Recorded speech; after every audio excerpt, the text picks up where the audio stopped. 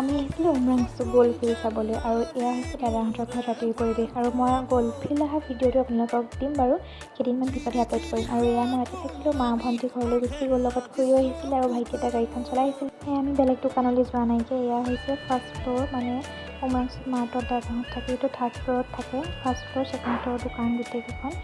আৰু তো আমি এতিয়া যাবলৈ ওলাইছোঁ অকণমান ওলাই নেপকোৰ ছাইডে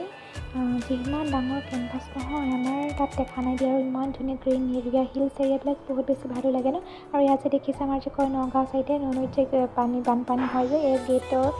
পানী খুলি দিয়ে সেইকাৰণে আমাৰ তাত বানপানী হয় আৰু চালোঁ চাই মেলি আমি কিবা এটা খাবৰ কাৰণে আহিলোঁ আৰু যিহেতু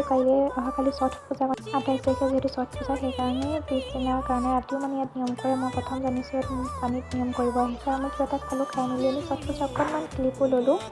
আৰু অহাকালিলৈ মানে 28 তাৰিখে ৰাতিপুৱাহে এই পূজাটো সমাপন কৰা হয়। আজিলৈ আহিছোঁ বাই।